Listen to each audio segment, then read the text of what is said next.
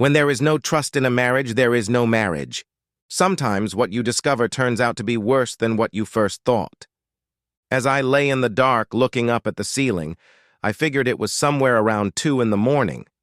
I got up, looked up at the bars, and thought about how much my life had changed in less than 24 hours. You see, I was in a holding cell at the 3rd police station downtown.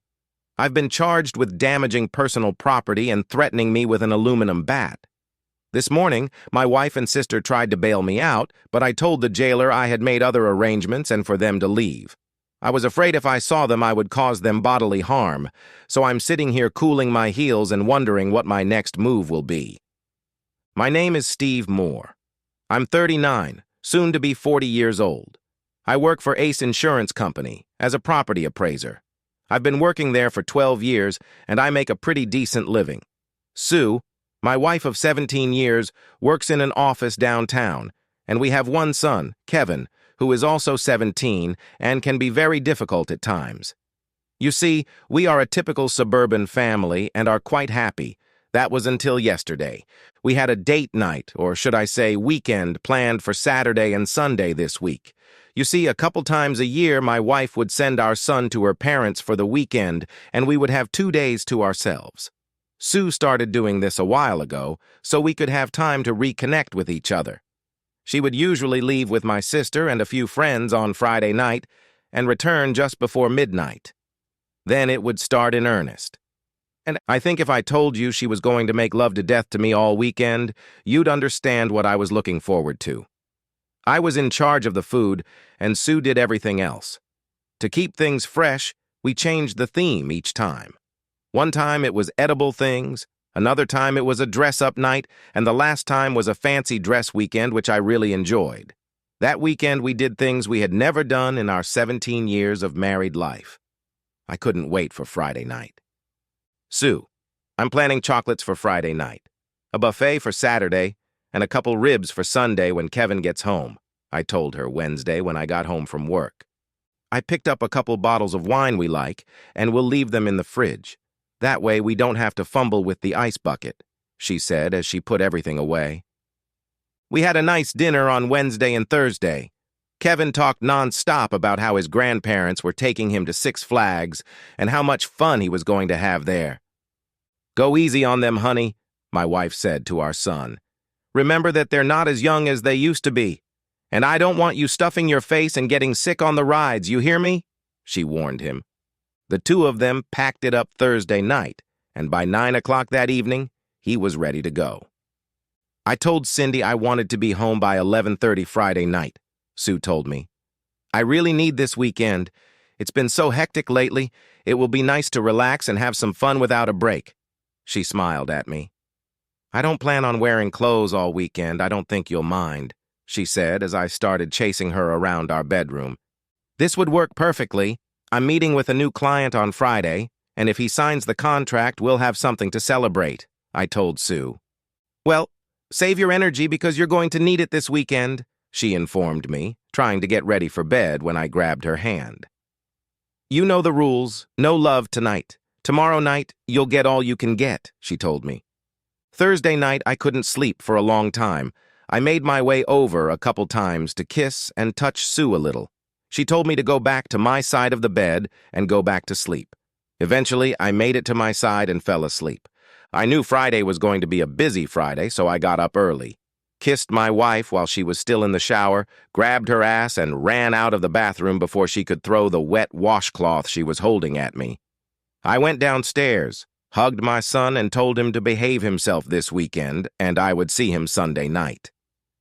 I got out of my seat and, for the last time, not caring about anything in the world, rushed down the road. This morning, everyone was in a good mood. And how could it be otherwise, since it was Friday and payday? I went over the proposal I was to submit later in the day and finally got approval from my superiors after 2 minor changes. It was a proposal to insure a boarding house outside of town. The boarding house was worth about $10,000, and the policy would give our company a nice boost, especially in the current economy. "Don't screw this up," my boss, Tom, said around 3:30. What time are you meeting with them? He asked. He wants me there around 6 so we can go over the rooms after they check in Friday's guests, I told him. What leeway do I have as far as the rooms are concerned? I asked. Not very much. You can go down 3% if you need to, but no more than that. Don't worry, I won't leave without a signature, I told him. I hung around the office and left around 5:30. It was only a 25-minute drive to downtown, but it was a scenic drive along the lake, so I took my time and enjoyed the view. I pulled up to the boarding house at about 6:10 and took one more look at the rooms before going inside. Steve, you made it, Rick said, extending his hand. How was the drive? Great. You have a really nice place, I told him. It must be very quiet here at night, huh? I asked. Except for the loons and owls, you can hear a pin drop. A lot of people come here just to get away for the weekend. We are close to town, but far enough away that we don't feel the hustle and bustle of the city. There is no TV, radio, or cable in the rooms, so there is nothing to distract you. Our restaurant is open until 8 and the lounge has music until midnight, Rick told me. Looks like you've got your own little gold mine here, I told him. Ready to see some rooms? I asked. And that's exactly what we did for the next hour. He showed me around, we tweaked a few things, and by 7:30 we came to an agreement. In the end, I gave him a discount of about 1.25%, but I was well within the range. He signed, I signed, and his wife notarized the agreement. I'm glad it's over, he told me. How about dinner before we return and maybe a bottle of wine to celebrate our new arrangement? Rick asked. I agreed, and we went to a corner of the restaurant and sat in a private booth. Not too many people here, I said, just making small talk. It's still a little early. Most people get here by 7, and my wife usually has everyone settled into rooms by 8:30. If you like meat, try the steak. It is unparalleled, and my chef grills it over an open flame to perfection. We had a great meal and enjoyed each other's company. I wish I had a place like this, I told him. It looks like there's a lot to do here, but at the same time, a lot of fun. I love people, and running something like this or a B&B would appeal to me. In our economy, business is tough, and we make money, but not a lot. If we didn't live here and do 95% of the work ourselves, we'd never make it. But I like what I'm doing. I was full, and I don't know how I finished that steak. I also gave up dessert and only sipped a little brandy after dinner. I should get going, I told him, as we decided to take one last tour of the place. At that moment, my life as I knew it was over. We were standing in the doorway of the living room watching couples dancing when I thought I recognized someone. I was looking at a particular couple when Rick said, "Those are the Carrolls. They come here a couple times a year for dinner and then go to the dance floor. I'd love to hold something like that in my hands right now," he said to me. I would too, I thought to myself, because, unless my eyes deceive me, that was my wife Sue with her old college boyfriend Bill Carroll. When they turned and walked back to their table, I confirmed it. So it was Sue and Cindy's bachelorette party, I said to myself. I watched them laugh, have a drink, and walk back to the dance floor to a slow number. The only reason I didn't rush right over there and pounce on the two of them was because I was standing next to Rick and had to at least appear professional. Rick, I need to get home. I have tons of things to do for tonight, and it's almost 10. I want to thank you again for the business, and I know you won't regret coming to our company, I told him as I walked away from the door. Pick a weekend and bring your wife. You'll be my guests. A weekend here will do wonders for your love life, he said, winking at me. I can guarantee it. We shook hands again. I got in my car and drove away. I drove back to town in a daze. How long the hell? Was the first question. Sue had been dating Bill when we first met in class. They'd been going together for the better part of 2 years now, and what we'd started with a lively discussion in sociology class had evolved into a lunch or two in the student union, and finally into dinner. She tossed and turned between Bill and me until I put my foot down. Sue, make up your mind. It's either him or me. I'm not sharing you. I gave her my ultimatum, Ha! She dumped him after 2 weeks, and we became an instant couple. Hell, we made love like rabbits on our first date. We went to Outback Steakhouse and spent Saturday and all day Sunday in bed. Not a month later, Sue found out she was in maternity mode. Hell, at that point, it wasn't even a question of what to do. With Grandma's ring in my hand and on my knees, I proposed to Sue. She said yes, and a month later, we were husband and wife. Do I regret the way things turned out? Not really. I had the woman of my dreams, and 8 months later, we had a bouncing baby boy. Everyone helped, and we did just fine. We weren't rich, but we were happy nonetheless.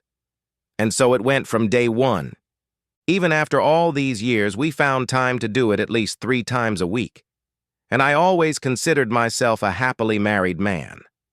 I was not deluded and assumed my wife thought the same. She did, until an hour or so ago.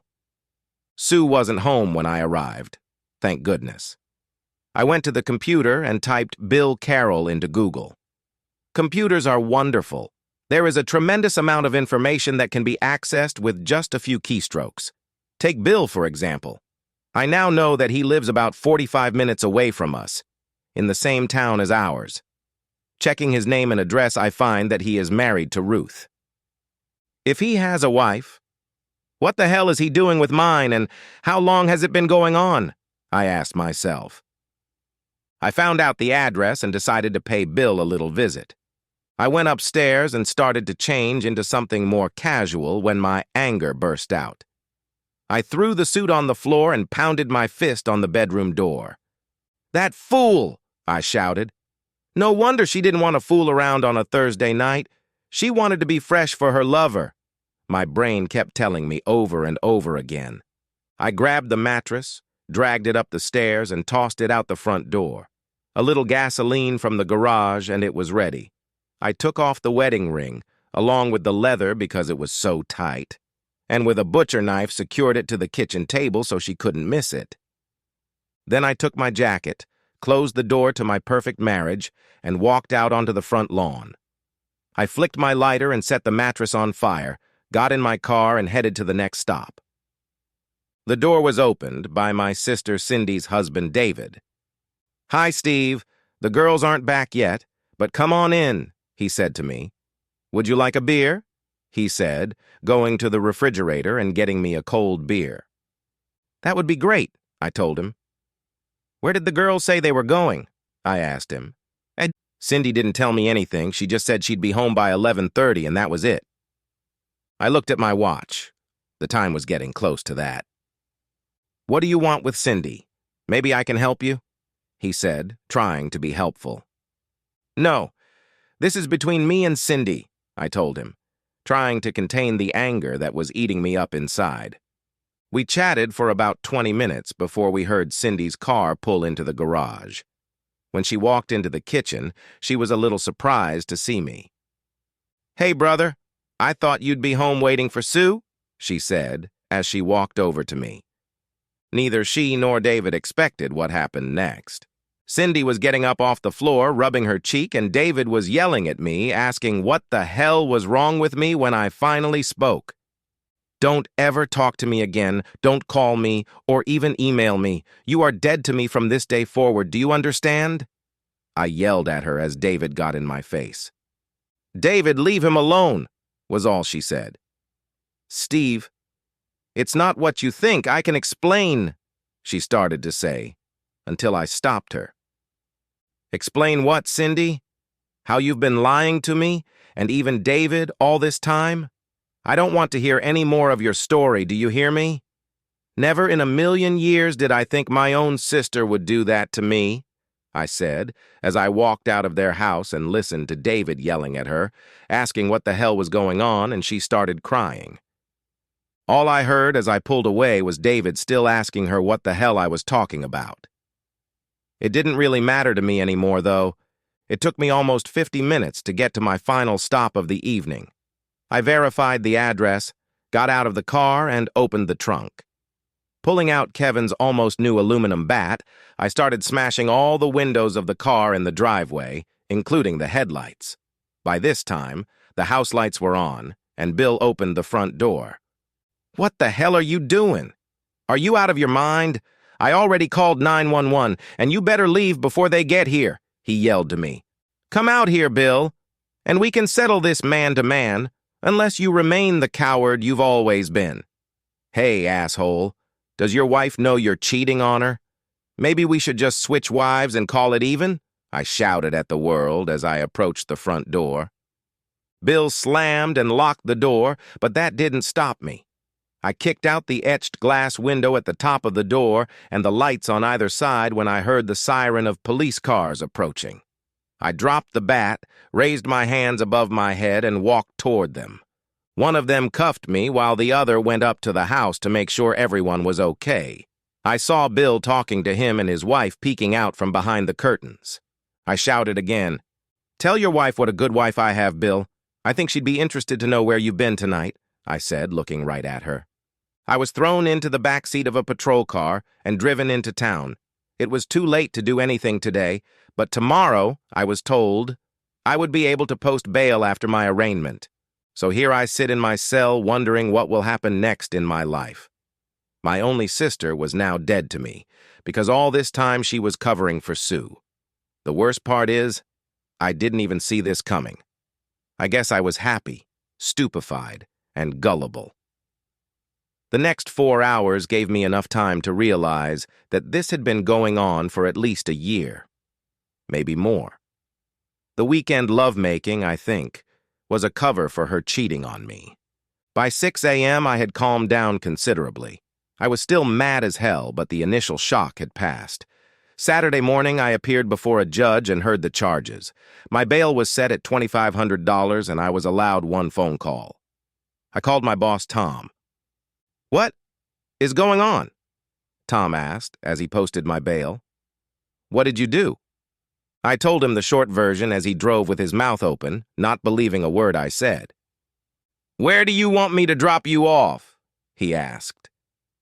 I gave him Bill's address because I hoped my car was still there, and it was.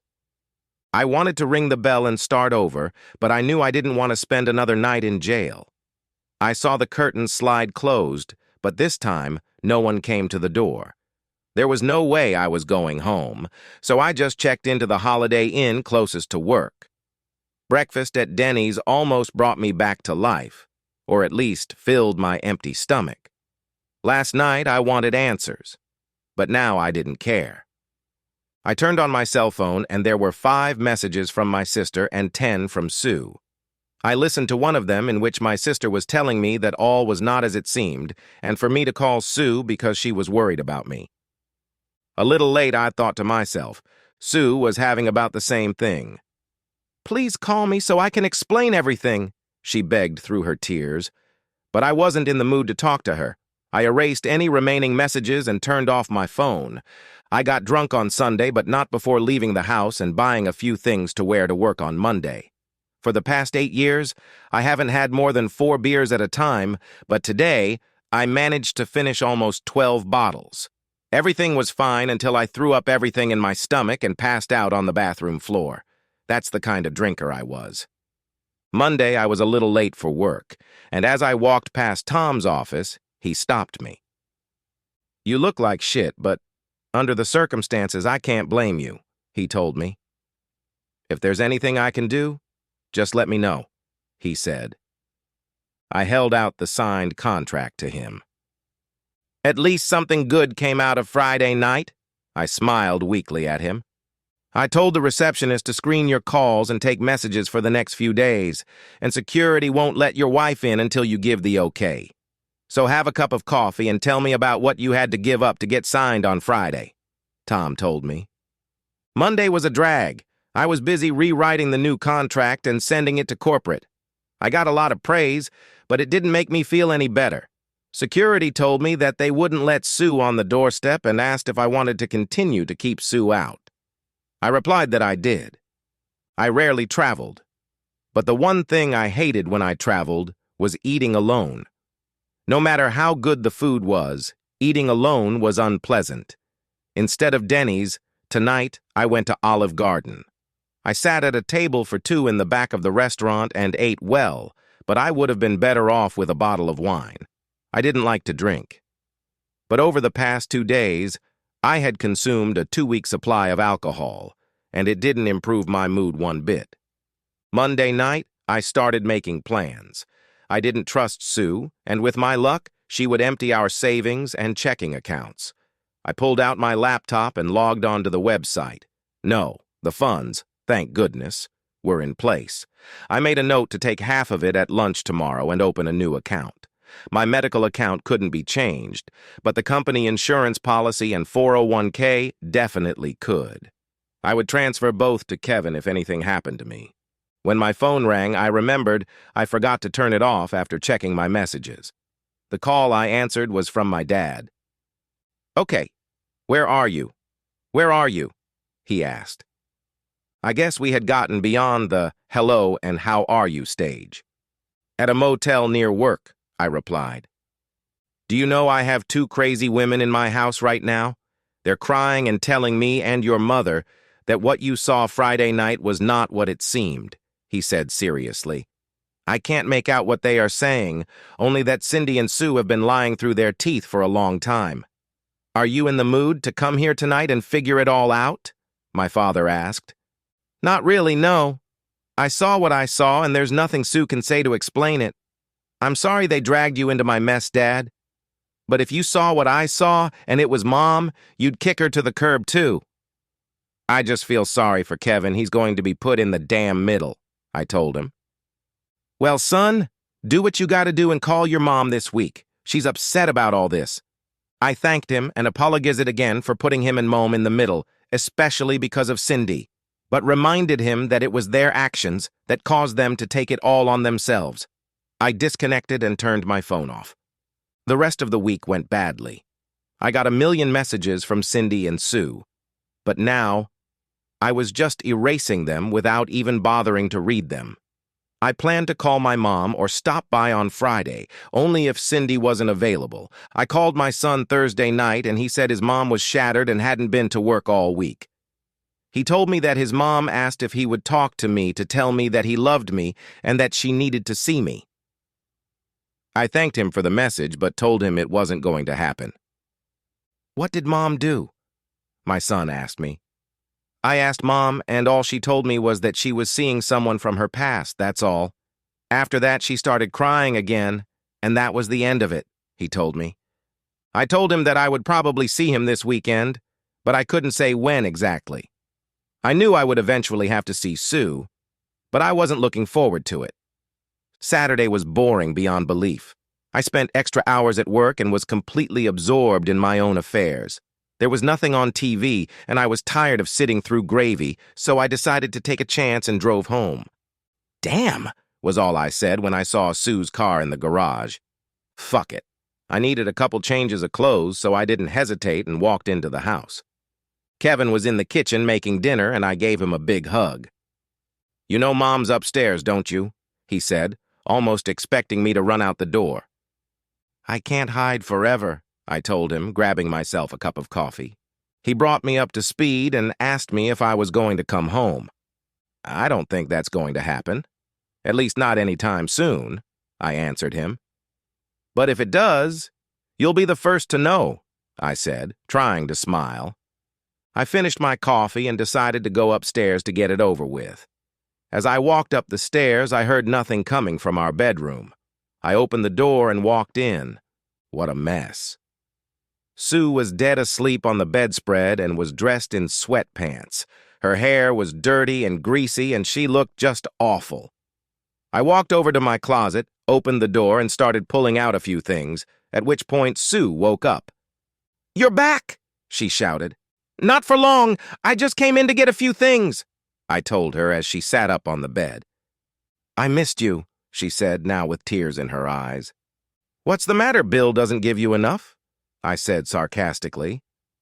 "Steve, you have to believe that I never slept with him," she said seriously.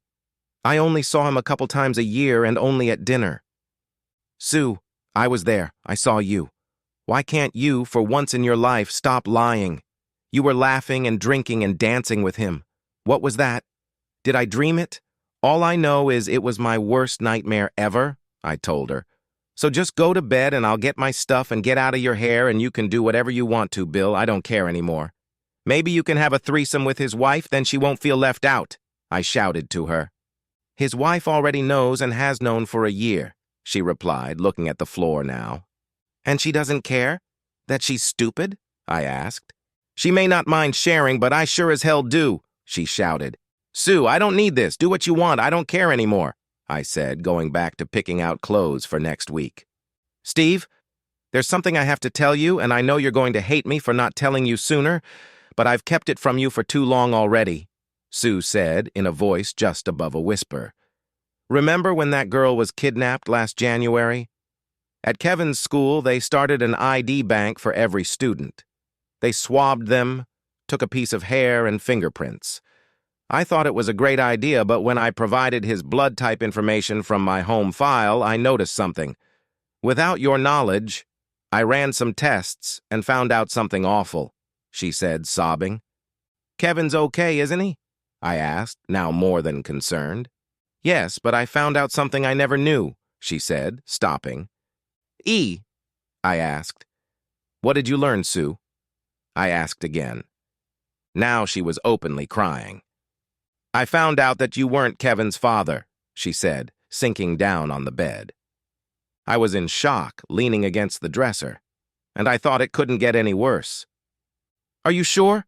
Did you check it out? I asked in a frenzy. I got tested twice, and both times the results were the same, she told me. I found the one person I was in love with, and when he sent a cheek swab, it came back positive. I'm so sorry, Steve, I never knew that, she said as she continued to cry. Let me guess. Bill is his father? I said, as if trying to spit out some kind of nastiness. He wanted to meet Kevin and talk to him, but I refused. I made a deal with him to keep him in the shadows. I would meet with him a couple times a year and give him full information, including pictures and such, to keep him quiet. Bill was very excited about having a boy because he and his wife had 2 girls. Bill told his wife about Kevin, and she made him promise not to show up and tell Kevin who he really was if he wanted to stay married to her. Sue, you dumped Bill and started dating me. What were you doing, sleeping with both of us? I asked. When Bill came to get the rest of his stuff, he was all upset about me leaving him for you. We had a few drinks, and the next thing I knew, we were already in bed. I swear to God that was the only time, and I didn't know Kevin was his. You have to believe me, she pleaded. And Cindy knew all about it? I asked. I told her and asked her what should I do. She said you would go crazy, and it would be the end of our marriage and family. She told me to give Bill what he wants and keep my mouth shut. That way no one would know. I'm sorry, Steve, I told her you wouldn't leave us, but she said you hate Bill so much you'd disown Kevin and me. I don't know why I didn't trust my instincts, she told me. So you've been seeing him since last year behind my back and using my sister to cover for you, is that about right? I asked. Sue just nodded, looking down at the floor. After 17 years, you didn't trust me enough to tell me, and instead you chose to lie to me. What were those special weekends? Was it just to make you feel better about lying to me? You make me sick, Sue, I said, almost spitting at her. No, Steve, they started a lot sooner than I found out. It was our weekend, no one else's. Please believe me, she said, reaching for me. Don't touch me, don't ever touch me again, I screamed at her. Our whole marriage had been a fucking lie. I thought things were bad when I thought you were cheating on me. Now I found out that my son wasn't really my son. Why didn't you just put a bullet in my head? Does Kevin know yet? I asked. No, I haven't told him and he doesn't need to know. You're his father, and you always will be. Bill's just a donor. You taught him how to ride a bike, play baseball, and gave him his first car. You're more of a father than Bill could ever be. He never has to know Bill. There's only 4 people in the world who know, and none of us will tell him. You'll always be his father. No one will ever know. So now you want me to start lying too? It's not enough that you drag my sister into your sordid lies. Now you want to drag me into it too. That's not going to happen. He'll be told if I have to do it myself. He has a right to know who his biological father is. Everyone has a right. You're right. He will always be my son, if that's what he wants. He carries my last name, and I wouldn't change that for anything, I told her. You will, however, carry my last name for about 3 more months. I plan on divorcing your lying ass as soon as possible. If you had come to me a year ago and told me what you found out, we probably would have worked it out. It might have been a little hard for a while, but mistakes happen. The fact that you've lied and deceived me for the last year is unforgivable. You didn't trust me enough to tell me the truth, and when there is no trust in a marriage, there is no marriage. You ruined a good marriage, and for what? Dinner, a little dancing, and a lot of lies. Like I told my sister, I never want to talk to you again. You're dead in my eyes, I said as I walked down the stairs to the kitchen. Kev, it's time you and I had a little talk, I told him. Dad, if it's about love, I know everything, he replied. Well, maybe not everything, I said, pulled up a chair and started telling him a tale about the birds and the bees. The end.